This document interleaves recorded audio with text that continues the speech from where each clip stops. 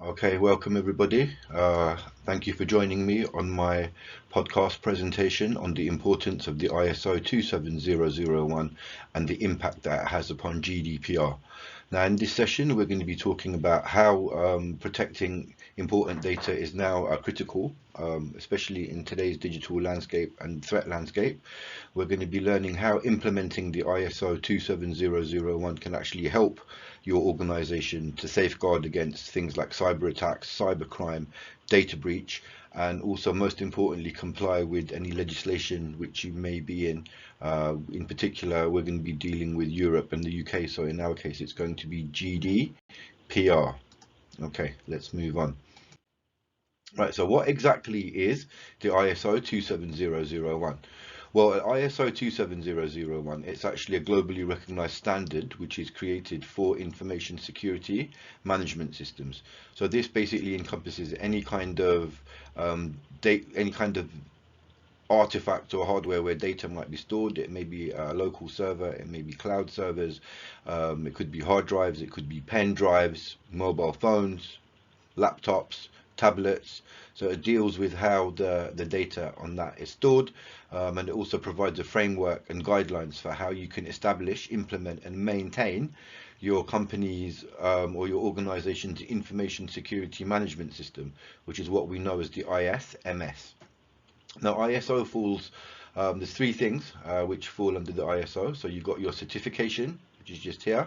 We've got the flexibility that it affords, and it's also a widespread industry accreditation or adoption. So it's adopted widely by organizations in various sectors just to make sure that they are keeping up to date with the digital landscape and the cyber threat landscape. But it's quite important here we need to understand that it's actually a certification as well, which an organization can gain through displaying particular security controls and policies and procedures. Right, let's now move on to the benefits of implementing the ISO 27001. So, first benefit here is data protection. So by implementing frameworks for the ISO 27001, you actually keep rigorous data protection procedures up to scratch. So it's going to help protect against data breaches, cyber attacks, and other security threats. Secondly, it leads to legal compliance. So it ensures compliance with data protection and regulations which legally bind in with legislation such as GDPR. We've got improved efficiency. So this is going to be streamlining processes and helping to improve the efficiency of IT operations. And fourthly, risk management. So it's also going to enable effective risk management and the ability to be able to respond to security incidents more efficiently and rapidly. Now, how exactly does it relate to GDPR? Just here. So first and foremost, we want to be thinking about compliance. Okay, so what is the compliance side of it? So by implementing the 27001, we comply with GDPR requirements. This deals with things such as the way data is encrypted, access controls, so who can access that data, and incident reporting. So it actually works in line with what you should have already done now is something called the CIA.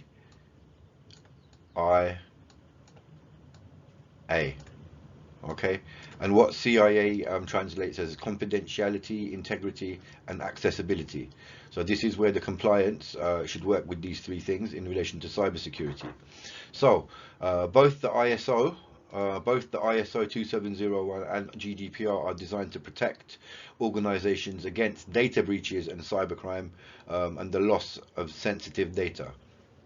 Now, GDPR applies to all organizations and EU residents, and the ISO 27001 can actually help organizations who are in this region to be able to comply with any data protection and any regulations and laws.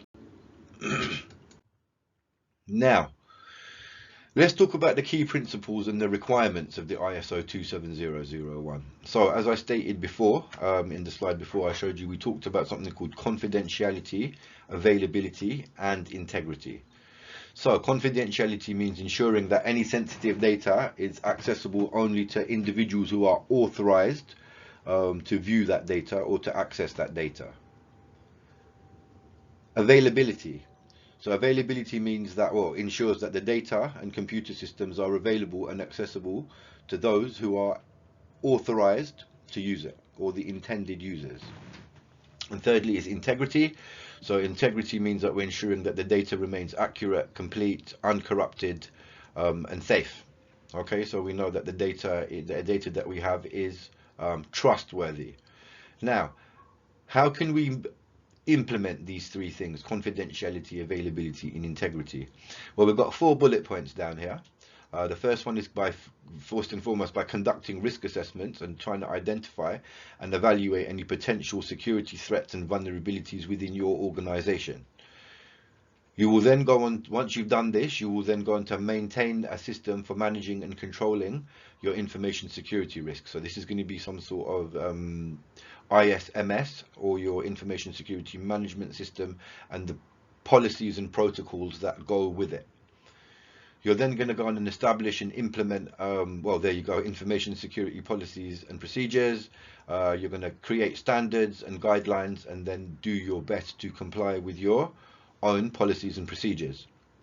Remember, by performing ongoing monitoring and reviewing and evaluation of our ISMS, we can improve the integrity of it. So if you imagine ISMS is a wall, and you've built this wall, but you want to make sure that the wall is sturdy and the wall is strong. So how would you do that? You would probably apply some pressure against it to see if it withstood the pressure, and if it did, then great. If it didn't and it fell over, then there's a weakness or a vulnerability somewhere, and you may need to identify that and then rebuild the wall as needed.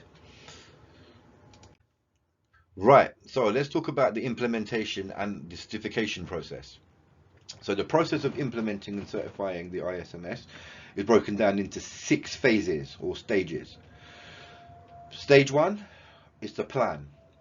So when you're planning, what we're doing basically is establishing the ISMS. ISMS is the Information Security Management System, and then we're going to conduct a risk assessment against it. Secondly, do. So we're developing and implementing policies and procedures. Thirdly, check. So what we're doing now is monitoring and measuring the performance and compliance of our ISMS to make sure it is in line with ISO 27001 guidelines. 4, act. So what we're going to be doing is continuously improving and optimizing the ISMS. Step 5 is to certify.